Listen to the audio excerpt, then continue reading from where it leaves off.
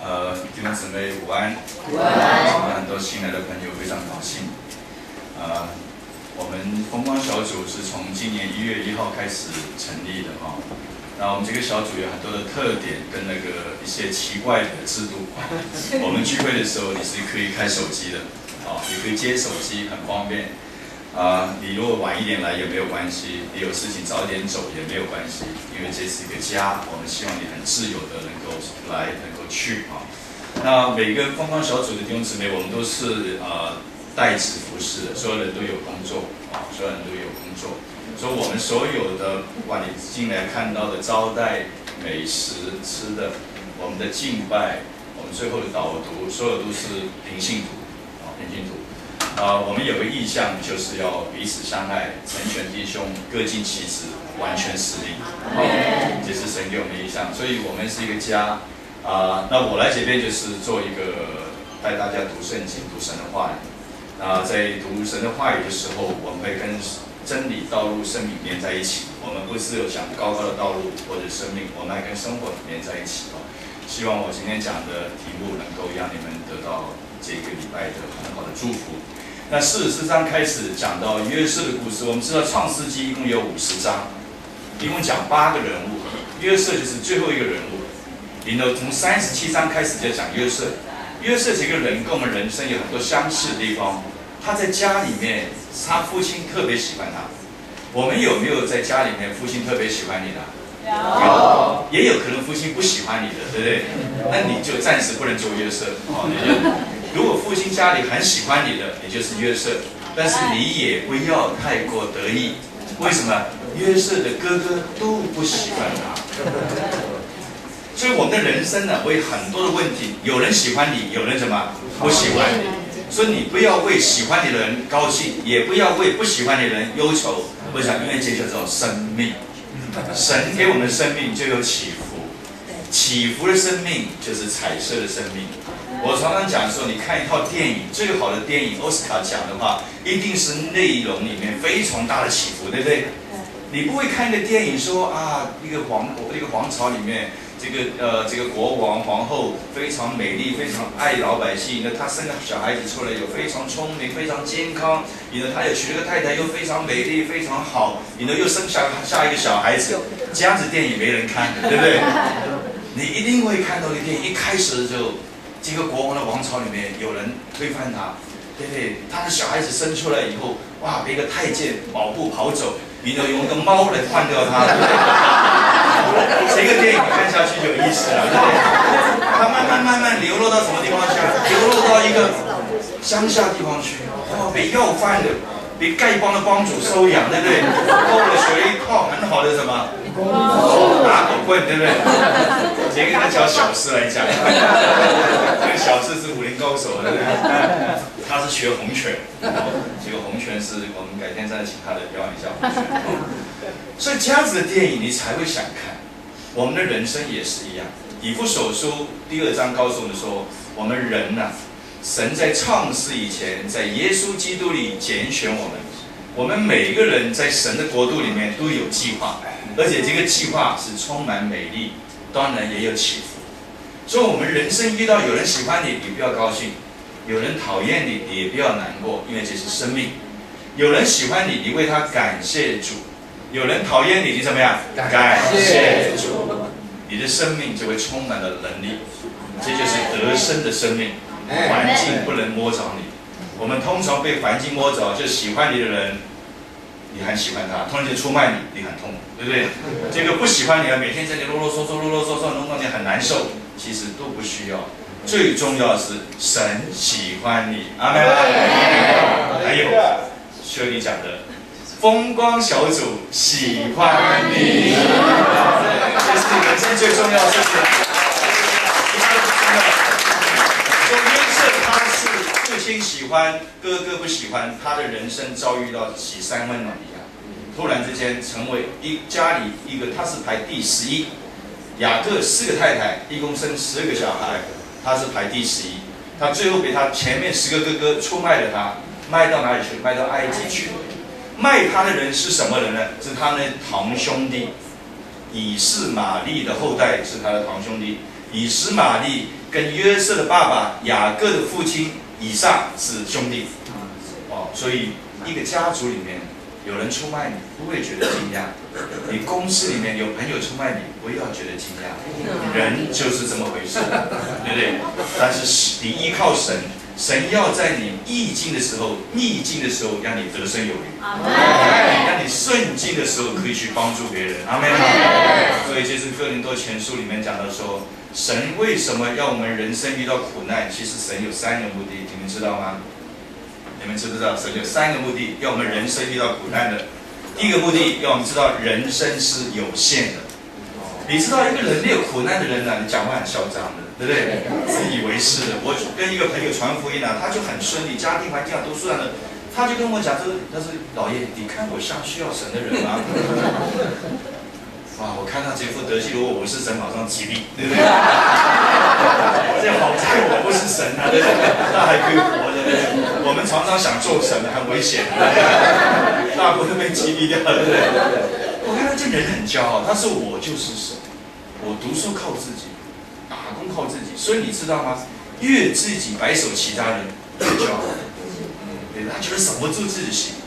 那有些人呢，就没有弄到一个程度呢，他完全否定自己。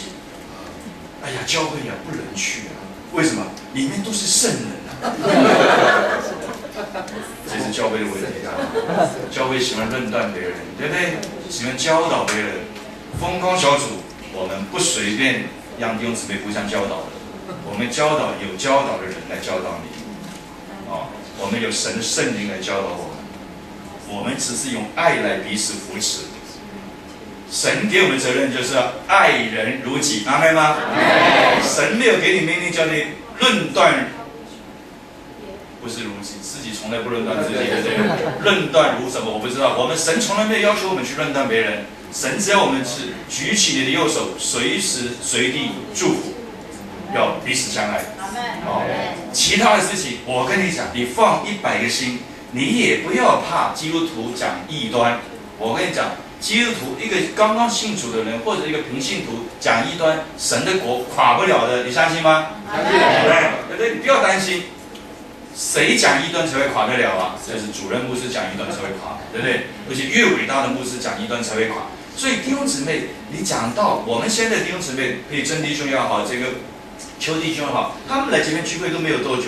我们每一个来聚会的，大概你来1、2次，天祥弟兄就会排你来导读。为什么？你根据你认识的圣经来讲出你想讲出的话。圣经本身没有对错，我相信很多牧师没有这样的教你。我再讲一遍，圣经本身没有对错，圣经只是记录人类的真实历史，阿们吗？所以你不要看到圣经，神为什么这样做？神为什么这样做？你又问，喜欢问来问去，对的错，对的错，因为我们吃了分别3个树的果子。我们什么事情不要搞，就是你对还是我对，对不对？你错了还是我错，弄到大家非常不舒服。你在公司里面就讲的说，你地位高还是我地位高，对不对？你赚的钱多还是我赚的钱多，就大家会比较。人的痛苦就是在对错的里面。在神永远是对的，阿们吗？为什么在神永远是对的？因为宇宙万物都是神创造的。神所创造的一切都是什么？美好的。神没有创造罪恶，罪恶从哪里来？罪恶是因为我们离开了神，罪恶就进到我们里面。所以罪恶不是创造的，罪恶是人要离开神而引起的。人不选择神给他不要吃的果实，他选择他离开神，他自己做选择，这罪就进到里面了。所以约瑟也是一样。在我们的人生里面，如果你在家里面，你的父母亲很喜欢你，你也不要觉得你什么都有，骄傲也不需要。如果你的家里面，你父母亲不喜欢你，你也不要难过，因为我们人生就是这样。约瑟从家里喜欢的小孩，被他哥哥卖掉，给亲人卖掉，卖给亲人，去到埃及，然后在埃及里面，他做了一个埃及护卫长的一个仆人，因为约瑟是神用的，神喜欢。我们今天也是一样，问题不在乎你的问题有多大，我们的问题在乎你有没有是神计划里面的一部分。意思就是说，如果你愿意归给神，你认识神，神成为你的救主，神成为你的父亲，你就是神家的一份子。那他的能力永远遮盖你。那个社区的监狱里面，没有人喜欢坐牢，但是约瑟在牢里面是做老大。就算做老大，也没人喜欢坐牢嘛。接着有没有人说我要做老大，在监狱里面你不会喜欢的，对不对？他在监狱里面虽然做老大，但是神认为这个事情还是不美的，说莫名其妙，法老的2个左右大臣就被抓进去了，对不对？你会发现基督徒很多事情是万事互相效力的意思是什么意思？就是你的环境，万事原来的意思就是 surroundings， 就是环境。我们所有的环境都是为了帮助我们成就神的旨意，不是成就我们的旨意。所以约瑟被抓进去以后，法老的2个左右手，一个是酒政，一个是善长，他们2个被抓进去，这2个是莫名其妙被抓进去的，对不对？你的在里面呢待了多少不知道，没人知道他待久了。但是呢，神透过约瑟的智慧，帮助这2个人解了梦。解了梦以后呢，这2个人出去，一个被杀，一个有官复原位。问题不是他梦做什么，问题是约瑟分析这个梦非常的正确。说我们的人生也是一样，我们并不在乎你讲的话有多高的知识，有多高的能力，乃是你的话是不是来自神？阿们吗？阿们。如果来自神的这个话，一定要应验。风光小组到目前为止7个多月，我们到年底是要到100人。有人说你们小组弄这么大干什么？对不对？小组都不是10个8个嘛，对不对？没有错，小组开始10个8个，过1、2年间就5个4个，再过3年就变1个2个，对不对？最后就解散了。不解散也是痛苦的在那边聚会，对不对？因为牧师交代嘛，不能解散，对不对？这个小组就不了解。我们小组原来是哥伦比亚教会一个牧师他创办的，这个小组一直叫做 cell group。cell 就是我们身体的细胞，我们身体的细胞你一直要扩展，一直要生，一直要活。你不活的细胞它就会就会死掉，就会死亡。所以小组要不停的扩张。风光小组，你听到100人，你会很害怕。如果我们继续讲下去，2012年底，我们请小组长来，我们要到多少人呢？1万。没有这么快了，2012年啊，1000人，1000人。2012年我们到1000人，2013年我们到1万人。有人跟我讲说，有很多大的教会，哇，弄了20年，都还不到1万人。你有这么骄傲吗？这不是骄傲，这是对于神的信心。阿们。我看到那个Lady Gaga 来台湾，对不对？她在台湾根本就从来没有来过，一来就吸引了5000人。不止啊，哦，4万多人。Lady Gaga 是何等人呐？个子不到150，对不对？155，对不起。这个他可以一下子吸引了4万人。我们的神是何等神？是创造宇宙万物的神。使无变有的神，也使有变无的神。什么叫使无变有？神是创造宇宙万物的人。什么叫做使有变无？知道吗？你的癌症神都可以叫它变没有。阿们。使无变有，使有变有的神。亲爱的弟兄姊妹，很多人不了解，其实在神没有难成的事情。你不要1年半年到1万人，我们的信心有多大，神的能力就有多大。神最大的困难就是器皿。器皿不够，倒不进去，你的杯子就只能装500，他给你1万也不行啊。所以我们的心胸什么要扩大，我们的心胸那个 capacity 一定容量要无限量。所以风光小组有个 label 是这样子的，对不对？这个叫什么 ？infinity， 无穷量。我们心相信，所以风光小组我们有立约卡，我们的立约卡不准许讲闲话。等一下天成给大家看一下我们立约卡，所有立约卡是签卡，我们是需要基督徒才能签卡。那你说我还不是基督徒怎么办呢？你不是基督徒，你愿意赶快受洗，对不对？我跟杨弟兄会跟你们受洗，对不对？赶快受洗就可以立约了。哦，这个立约卡里面有一句话讲的说，我们不能讲是非。为什么？人类的矛盾都出于是非。是非不一定是对错问题，有的是非是好的，但是传来传去就会变不好。风光小组只有讲祝福的话、鼓励的话，阿们吗？其他的事情是神的事情，阿们吗？我的难处是神的事情，我的错误是神的事情，我的罪是神的事情。我们弟兄姊妹只有一个要求，彼此相爱，阿们吗？约翰一书里面神给我的命令，约翰福音里面神给我的命令，我给你们新命令，你们要彼此相爱。所以约瑟也是一样，约瑟到了这样子的光景，最后法老也做了一个梦，约瑟帮他解梦，所解的梦不是约瑟的智慧，乃是神的权柄在约瑟身上。所以我们是神的儿女，我们都有权柄为每一个弟兄姊妹来祝福。今天呢，我来的时候啊，听到我们有个弟兄，一个先生呢，白先生，他来这边没有多少次。这个陈弟兄带这个白先生来啊，我看过他是今天第3次。他的房子啊是在杨梅那边，我不知道他的房子，他的房子很漂亮，对不对？我跟 Charles 都去看过。你的陈弟兄那个地方的房子不好卖，陈弟兄感谢主。白先生，你的房子好像有人要卖了，是吧？你给我们分享1-2分钟，好不好？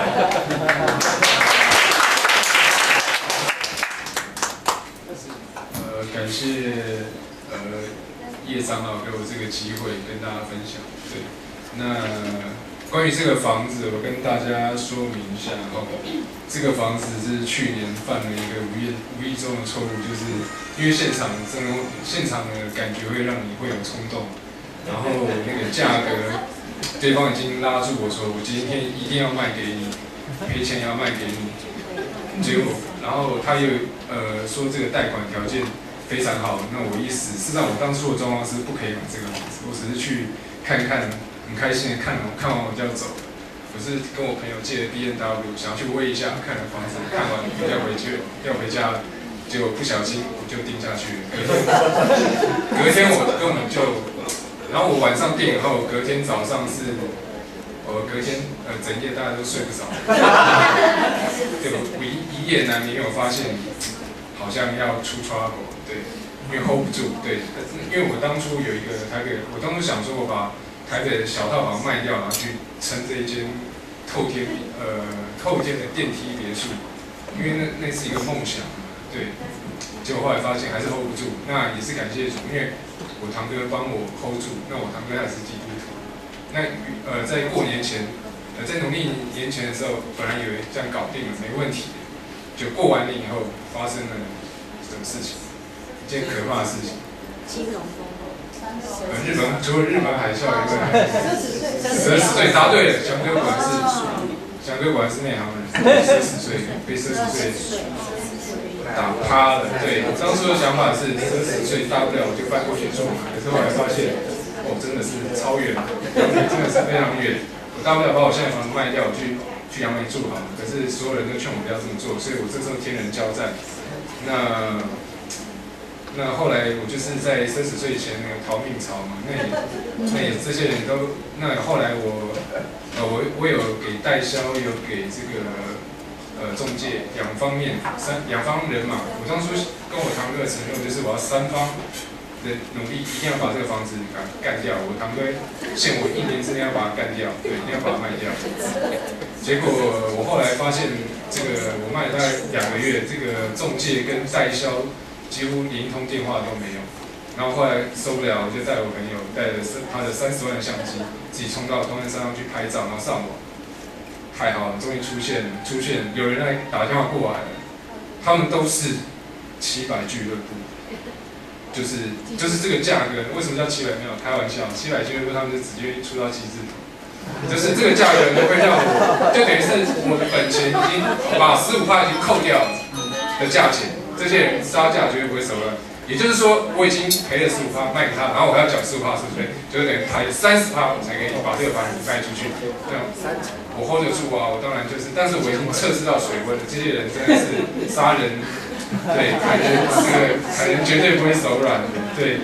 那我就想说，好吧，没差，我就撑2年好了，努力工作把它 hold 住好了，努力赚钱把它 hold 住好了，就是撑2年，2年以后再说。结果呢，那我有时候去房子顾一下屋况嘛，就会陈老师在旁边嘛，就会我想要哈拉一下，聊天一下，然后陈老师就推荐我来那个风光小组。那我想说啊，好吧，心情郁卒就来这边，应该会开心一点。对，那也是很巧的一件事情，就是本来翔哥也是住在龙潭，那翔哥介绍新店的朋友教友来带我，就新店的朋友，因为我住新店比较偏僻，在安坑的山上，安坑山上很鸟的地方，我想说，怎么不会？结果刚好就遇到小石他就住在我家对面，他走路就可以到我家了。对，我想说怎么会新店很大，怎么会刚好住在我对面？对，然后我就来风光场，第一个我是看到这个。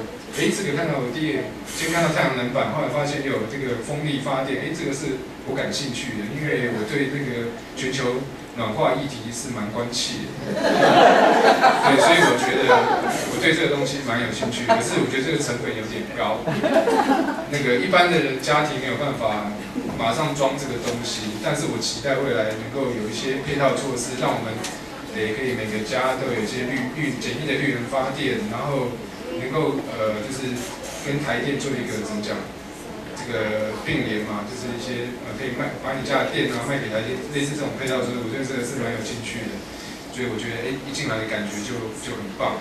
然后呢然后后来就在这边就遇到真正看到叶长老叶医师的庐山真面目，因为陈老师在东山上就有跟我介绍那个叶长老他讲经很有味道，因为我听了3次，我觉得每次都觉得叶长老讲的实在是非常正统的，很有感觉。对，因为不知道那种感觉，可能是因为他本身丰富的一些医学的学养。因为我觉得医师在我心目中还是一个蛮崇高的，也是跟神差不多的样子。那很莫名其妙的是，我礼拜4的时候，来参加了风光小组，然后呢。所以不要乱去庙会。然后我礼拜天去了基隆庙会，基隆庙口吃东西，然后我朋友跟我说最近运气很差，去拜一下，然后就去拜了。然后但是礼拜1的时候，突然那个张经理，我们的代销的张经理突然打电话跟我说，白先生，你这个他给我的价格是我的价格呢，我的本钱加上奢侈税，可以让我刚好过关。的一个价格，我说哇，怎么可能有这种事情？你懂我意思？本来是要赔负30%，现在变成正15%了，是正45%，对不对？对，所以这奇迹就发生了。但是可能是我去了庙会，结果星期3很开心要去签约的时候，居然被人家在本垒前，我已经要回本垒了，居然被刺杀了。他来了他迟到了半个多小时过来说，我不想买了。然后他脸很臭的原因绝对不是因为，因为他付了斡旋金，他发现斡旋金可能会被我没收，对。然后我那天真的是这个心脏会受不了，因为一下子，我已经想说太好可以卖掉，结果但是然后我想说，本来想说礼拜3签约，礼拜4很开心要来风光小组，哇，好风光哦，结果居然被打枪了那种感觉，但是痛苦就痛苦一个晚上，那天晚上非常那个心情落差很大，然后第2天，但是我还想说本来小时打电话说懒得去，但我想说，我们信主不是说我们信主以后人生从此都不会遇到困难，人生都太好了，都过关，不可能有这么好事。我想说，所以我还是要坚持信仰，所以我还是要来，还是要开心的。还是要强颜欢笑的来面对他，虽然被他倒了，这种感觉是很糟的，对，但是很开心，但是还是要开心的来。那来了以后呢，重点是星期4来上礼拜4来风光小组，然后翔哥又约了我们礼拜6又去，很开心的去这个桃园的一个品酒的地方。那礼拜天我又去参加了这个巴德路教会，然后巴德路那天感觉非常嗨，对，就是巴基斯坦那个黑人，他非常嗨，对，很强，对，他讲说那个神的计划，他可以在巴基斯坦这种回教的环境之下，他都可以去。塔利班的牧师，对，塔利班的牧师他讲的很神，就对，这个人已经是对非常神，我无法形容，因为他已经超越我境界，对。那我也被他带动，对，然后那气氛都很好，感觉都很好，然后礼拜1张经理又打电话过来，这个又有人要出价，上次那个人又多了10万。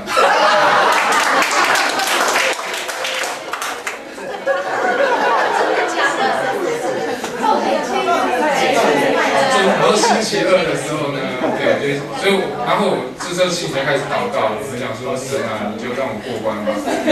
对我这个，反正我这个30岁，说实在也是做公益，对啊，那就是让我来有这个做公益的机会，因为你没有，我要是卖不出去的话，我也是卡2年，对啊，那我这个卖出去的这个30岁缴的，也是政府也是拿来做公益，所以那提到。那这个气氛可能很不错。那昨天晚上也就签约。正式入来，所以这个我只能说是奇迹，因为一个是等于是负30%变成正15%，所以等于是正45%。对，等于已经是本来被腰斩的状况之下，现在可以被顺利的过关这样子，所以真的是要感谢主，因为连我堂哥他是基督徒，他说：“我靠，这实在太戏剧化了。”因为人算永远是不如天算，也许就像那个巴基斯坦的那个牧师讲的，你就把一切都交给神就好。你以为你有多聪明？我堂哥他好歹是在台大的老师，不会太笨吧？那我好歹我对房地产，我大概从大学开始接触房地产，所以我对房地产的稍微有一点概念。我们两个结合起来都被这个40岁抓的，因为本来觉得，因为40岁也是突然蹦出来，吓死人。本来这没有问题的，一定过关的，就不会赔钱的，对。因为对前面没有交代清楚，是我冲动一时买了嘛，那我后面贷款贷不出来，所以我被断头，那种断头感觉很糟的，对，不是赔，不是心疼那个钱，而是我的投资客的名誉招牌就受损了，对，以后就不能跟人家说是投资客。谢谢。好，我们先感谢主，大家同在，谢谢，谢谢叶大哥，谢谢，大家浪费这么多时间。我为什么请白先生来做见证呢？我要见证风光小组是有神同在的地方。他还没有受洗，他有受洗，小的时候嘛，对对，20年前，对对。他来这边没有多久啊，还没有摆上服饰，但是他有愿意，但是他中间插了出去。他将真神假神搞不清楚，对不对？如果那个事情成功的话，他又回到庙里面去。所以神就有些事情让我们不成功，其实有些东西要我们学习的，这就是万事互相效力。但是当他愿意回到神的面前的时候，神不但是没有惩罚他，还加倍的祝福他。这就是我们对神的认识。约瑟也是一样，他在监狱里面，他没有埋怨，他来到埃及做宰相。很多人对这个问题不了解，埃及这么多人才，为什么要找一个希伯来人来做宰相呢？你稍微去看一下这个历史，埃及那个时候的皇帝是埃及王朝第12个王朝，第12个王朝是外来的王朝，他们不是埃及人，这个王朝不是埃及人，所以他可以用很多其他国家的人，所以一下子希伯来人变成这个法老的一个宰相。那到最后，摩西出来的时候，那个王朝是回到埃及的王朝，那个是第18个王朝，所以他们也是埃及的，所以叫埃及是推翻那个王朝，建立到王朝，那个时候就摩西的时代。这个历史我们讲下去就会知道。所以他那个时候判断有7个丰年，7个灾年。你的丰年完了以后，约瑟知道怎么经营这些事情，全地都是饥荒，不是只有埃及，所以他父亲住的地方。迦南地也是饥荒，没粮，所以雅各打发他的小孩子来到埃及籴粮，就发生后面42章、43章的故事。到44章的时候，他们全部的第一次籴粮回去了以后，第二次又不够，要回来，因为过了2年的饥荒。当他们面对约瑟的时候，约瑟认得出他们的哥哥们，为什么？因为他们穿的服装跟以前一样。约瑟那个时候在埃及多久了？起码11年。为什么？坐牢2年，7年的丰收，2年的饥荒，一共是11年。但一定多过11年。11年来，埃及人的头发跟希伯来人的头发不一样。我们看埃及艳后就知道了。所以为什么他的兄弟看到他的样子，不知道他是约瑟，他却知道是因为服装、发型都不一样，所以认不出来这个。但是到最后第2次去籴粮的时候，这个约瑟心里面其实真的是恨跟爱的交集。他一边想原谅他们，但一边没有办法，所以他出了一个诡诈的方法，就是将他自己的银杯什么放在便雅悯的包包里面，然后又找他的军队去追赶他们，说你为什么偷了我的银杯？然后他们说我们没有偷啊，怎么可能偷？你对我这么好，我们为什么偷？如果你在谁的包包里面搜出这个银杯，我们一辈子就做他的奴仆。他说好，你们自己讲，因为有人设计，对不对？约瑟设计，引了这个银杯收到在哪里？在他弟弟便雅悯，便雅悯是雅各的第12个小孩。收出来以后，犹大为什么这么痛苦？因为43章里面，本来雅各是不同意他们的小孩子去第二次抵粮的，因为第二次去必须要带谁去啊？便雅悯去，这是约瑟的命令之一。如果你不带你弟弟来，童子来，你就不要再来抵粮了。所以他们必须要去。那犹大是做担保人，跟他爸爸说：“我担保我的弟弟去，他一定能够回来。如果不回来，这个咒诅在这犹大的身上。”所以雅各才愿意将便雅悯给他的儿子带去。但是这个情形之下，便雅悯要留在法老那边做什么？做奴。所以犹大非常的痛苦。犹大在痛苦的时候，将他心里面他家里的故事讲出来。他说：“我们一家人都是同一个父亲生的，不是异父生的，我们是血亲。我们一共有12个小孩，有一个死掉了。如果这个又死的话，他们以为约瑟死掉了啊，有一个死掉了。这一个第12个便雅悯是我父亲11、12是我父亲最喜欢的。如果便雅悯也不能回去，我父亲大概就没有活得来，没有办法活了。”所以他很痛苦的将他事情就告诉了约瑟，约瑟那个时候忍不住，开始就哭。那当然，他的哥哥们头都不敢提起来，因为约瑟第一个梦是做什么，你们知道吗？有12个什么河捆跟他下拜，下拜是头不能抬起来的，对不对？所以一直头都不敢抬起了。约瑟在那一直在哭，他们也不敢头起来，对，头起来万一给砍掉怎么办呢？对不对？就不敢抬头起来。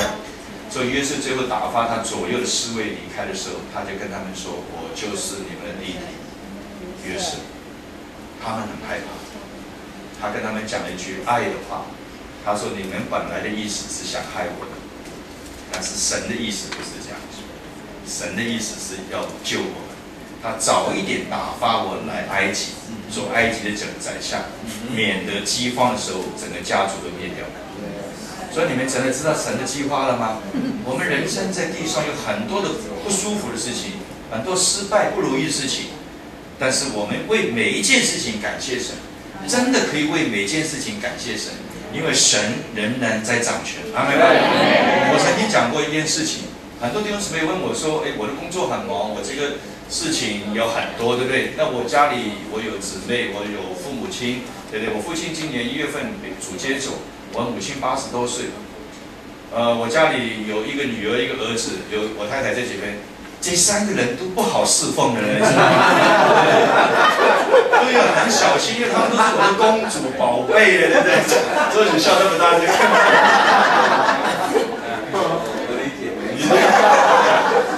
这个都需要很多时间去爱护的嘞，对不对？太太是用来爱的，对不对？你要很好的呵护她，对不对？所以风光小组的弟兄。第一个命令就是爱神，第二个命令是爱什么？爱太太啊！刚才小组讲得很清楚，要爱太太的，对不对？所以这个，如果你家里的弟兄不爱主，或者你男朋友不爱你，送他的风光小组圈你一段时间，包大家爱这个太太。所以这个事情了解了以后，约瑟整个人崩溃，就跟他们讲：你们本来是去害我的，但是神的意思是要帮助你们。我们遇到任何困难的时候，就是真的是要凡事感恩，你就会看到神迹。我们不要学以色列人在旷野一直埋怨，一直埋怨。很多人看到神迹都不将荣耀归给神。你看犹太人、以色列人看见红海分开，但是没有多久他们发怨言，说没肉吃。后来吃肉了，吃的不好吃，对不对？没水喝，又发怨言，一直发怨言。这么多的神迹，他一直发怨言，神就一直忍耐，一直忍耐，一直忍耐，到神讲一句话，他说：“我忍耐你们这么久，你们还是要发怨言，所以神的对自己启示，这些发怨言的成年人，听清楚啊，成年人超过20岁就不能进迦南地，全部击毙在旷野啊。这个事情让我们知道，神是爱没有错，但是神也是烈火，神是轻慢不得的。我常常说，如果神是爱，他从来不会发脾气，永远不会发脾气，那我们聚会来干什么？我们不聚会，他也不会发脾气啊，对不对？我们信主来干什么？将来我面对神的时候，神你永远爱我，你为什么我不认你，你也要爱我啊，对不对？神没有这样说，神的爱是有时间性的，听清楚啊！神的爱有时间性的，这个时间每个人不一样，就根据你的肉体的时间结束，恩典的门就关起来。你只有活着，恩典的门永远开的。所以很多人断气之前认识耶稣基督，他一样是得救，对不对？这跟耶稣基督去钉十字架的强盗就是这样子的。对。但这个不是好的见证，为什么？他只有得救，他根本享受不到神的能力、神的权柄，他也享受不到像我们唱“你对我为什么这么好”，对不对？他也没法唱这样子的歌，他只有得救，对不对？跟我们完全不一样的喜乐。所以在你人生的肉体的生命结束以后，神说我要什么？审判。所以为什么我们这么重要传福音？当你有生的年龄的时候，我们希望你认识神。当你认识神了以后，你有软弱，你刚强，你得胜，你失败，都不是这么重要。不是说不重要，不是这么重要，因为你永生的问题先解决了，阿们吗？阿们。后面的问题是追求生命的问题。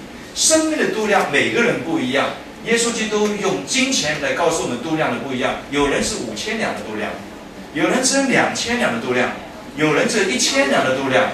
但是1000两、2000两、5000两的度量，在神的眼光中都是完美的度量，阿们吗？因为你1000两赚1000两就是完美的度量。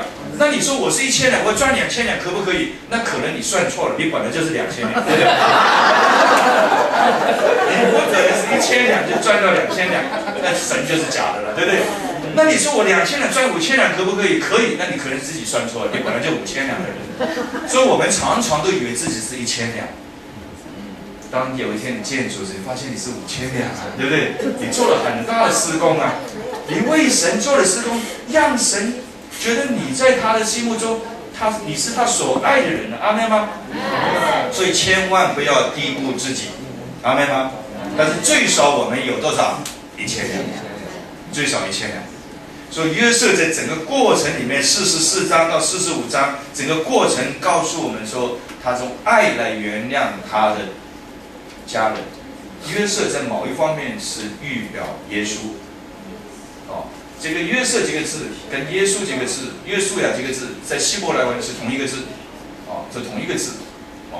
你呢这些的字，从约瑟的旧约里面就可以看到新约，神一直用不同的人来预表他的属性。约瑟就预表神的爱，他赦免所有的他得罪他的弟兄姊妹。所以最后在45章结束的时候，雅各也愿意去到那个地方，因为法老知道这个事情。就派军队趴车马去迎接雅各，将雅各带到埃及去。那46章开始，下一次我们有讲到雅各怎么去到埃及，你呢跟埃及王最后雅各的生命的几年，在埃及发生了什么事情？那这是下一个讲。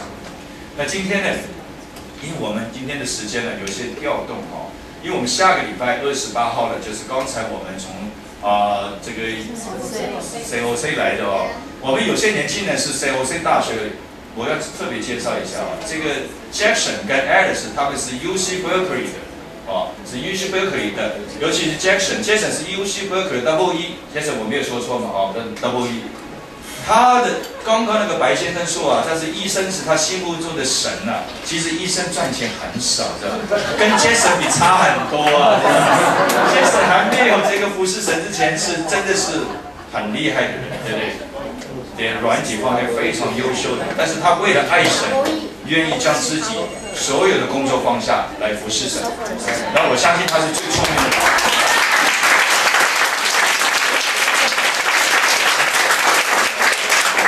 Alice 的父亲是我的老师哦，他们在美国侍奉。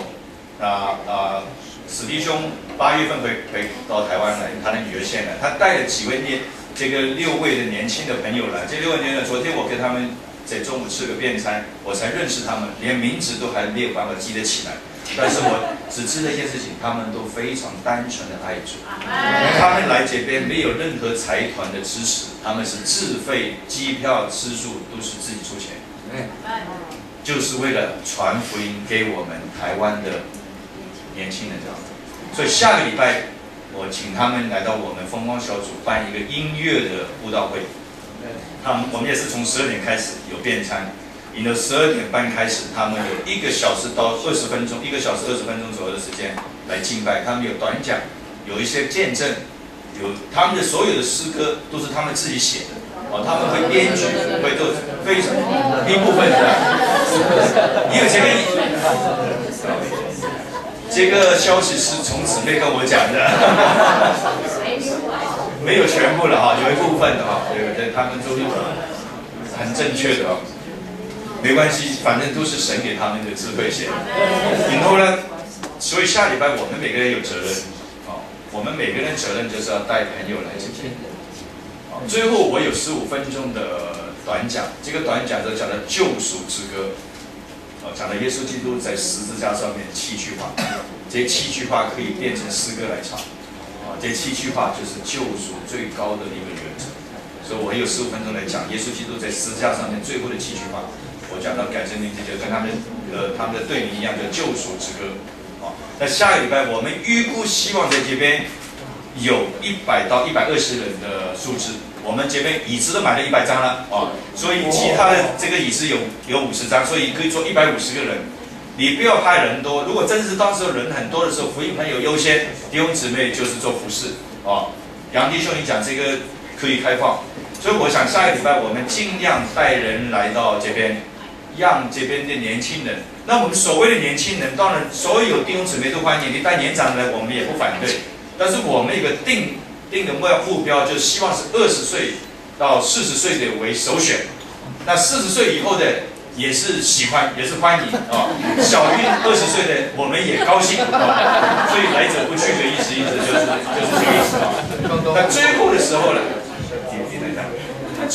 候呢，我们会有呼召会有呼召，所以那天我们有些行政上行我已经薛礼讲过了。那我们怎么样子可以达到我们每个人带人来呢？上礼拜天我跟薛礼有一些开会，他有一个很好的计划，所以我用点时间，薛礼是不是用了35分钟时间告诉我们，就是每个弟兄姊妹你可以怎么样试着去带人，你怎么样子衡量你的小组。我下面时间会交给薛礼。等一下，杨弟兄补充，我们会有时间大家都有时间可以讲的，因为我们要进行的计划，所以我讲清楚，大家了解这个事情。那请薛礼来补充一下，就是说怎么样子你带人来，或者怎么计划，好不好？现在问。